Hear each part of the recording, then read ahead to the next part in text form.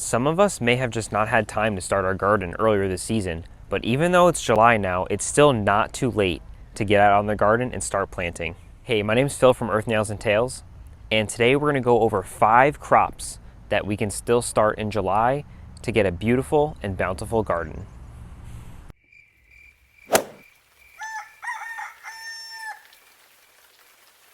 So the first thing that we're gonna get started with is talking about our first frost date. And this is really important, especially when you're planting later in the season. You have to have a good idea of when your last frost date is, or on average of when your last frost date is, because that's the amount of time you have left to plant tender crops, like these green beans here. So you have to understand how long these crops are going to take to grow. As for example, these beans here, these are bush beans, they're gonna take about 60 days for them to mature, and you'll probably get 1 crop out of them. The more time you have, they might go to flower again and you'll get more crops. So you really need to understand. Back here, we have our pole beans, and these take closer to 80 days for them to go. So we have to understand how much time we have. I highly recommend going on the internet, and I'll put a link in the description below of where you can find these maps, and they'll show you on average when the first frost date is in your area, and you'll be able to use this average to be able to calculate what plants that you can grow. All right, so let's start off with our bush beans. So as I said, these are a 60-day variety, and I'm actually gonna plant some here. And I like to plant these beans in succession. And what that means is you don't plant all of your plants at the exact same time, because then you're gonna get all of your crops at the exact same time. So what I did with these, I've actually planted these about 2 weeks apart. So these plants are about 4 weeks old. These plants are about 2 weeks old, and I just planted another succession. So now we're gonna have a variety of plants that are maturing at different times, and that's gonna give us a harvest that lasts a lot longer. Now here in Virginia, our first frost date isn't until November, so we have many, many months until we're gonna have any sorts of problems. But if you're in a cooler climate, like somewhere up north in the USA, these beans might be a really good option for you to get in the ground right now. So as you can see behind me, I have my pole beans, and these are on 6-foot poles, and honestly, they could even go even taller. So vertical growing is a really great option as well if you don't have a lot of space. These pole beans, you give them a really tall trellis, they'll just grow upward instead of outward, and they're a great space saver. So these varieties here can take closer to 80 days to mature. So you just have to be wary of that.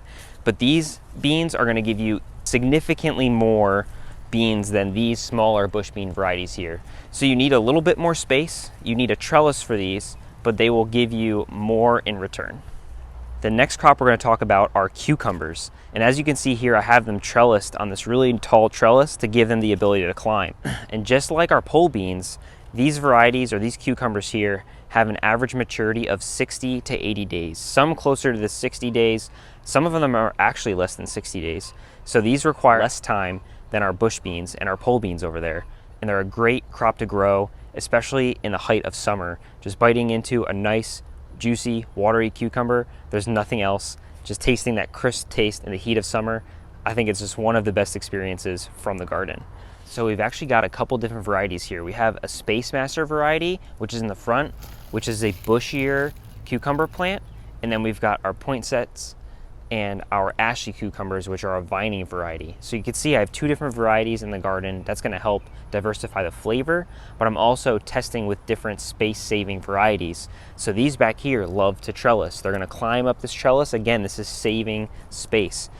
Instead of sprawling out along the garden, you give them a trellis to climb and they're gonna climb right up. These varieties over here, the Space Masters, these are something that you can plant in a pot or even a grow bag, and they're only gonna get to about 2 feet to 2 feet, maybe 3 foot by 3 foot wide. So it's definitely something that even a small gardener can grow. The third crop that we're gonna talk about is squash. And these are honestly one of my favorites in the summer. And depending on the variety that you're growing, they can take anywhere from 50 to 100 days to maturity. So these squash right here, like our zucchini and our yellow squash, those can take closer to 50 days. While behind me, I have our winter squash, such as spaghetti squash, acorn squash, or Pennsylvania Dutch crookneck squash. Those are all gonna take closer to 100 days to mature. So our zucchini here is a great variety to grow, and these usually only take about 50 days, maybe 60 days at the most. So July is actually a really great time. These squash love the heat. As you can see, these big fan leaves are reaching out to grab as much energy from the sun as they possibly can. And if we reach in here, we'll find bounties of beautiful, delicious zucchini. Similar to zucchini, you can grow yellow squash, which will take about 50 days. And then we come up with a different varieties such as patty pan squash. Those will take closer to 80 days. As I said, the winter varieties behind me, and I'm gonna show you in a minute, take closer to 100 days. But a variety that I'm really excited about for this year, and it's the first time I've grown it, is the Pennsylvania Dutch crookneck squash. As you can see, this guy is a monster. So this is kind of a sneak peek of what's to come as we let this guy mature on this vine here, but I'm super excited about growing this variety this season. The fourth crop that we're gonna talk about, and that's gonna add the most amount of flavor to our summer, is watermelon. And depending on the variety, it could take anywhere between 80 to 120 days. And these watermelon right here are sugar babies, which are closer to that 80-day variety, and they're gonna produce smaller melons in size, but they're still gonna be packed full of flavor and just beautiful, delicious fruit. As you can see, these plants aren't very big at all, and I actually just planted them. And then in the heat of summer, they're gonna germinate very, very quickly. So you could still plant these now and get a beautiful harvest before the end of the season. And stay tuned for updates on our Instagram feed. We'll be posting more of our harvests and our crops throughout the garden, and this is definitely gonna be something that we're gonna be posting on there. So our fifth and final crop that we're still planting in July are tomatoes. And people, for some reason, just love to grow tomatoes. So this is one that we had to mention, and luckily, tomatoes really only take about 60 to 80 days to mature, depending on whatever variety that you want to grow.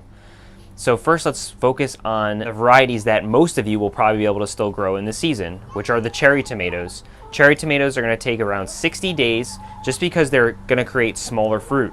Then we'll have our Romas as well as our beefsteak tomatoes, which are larger varieties, and those are obviously gonna take longer just based off of their sheer mass and size to develop the fruit.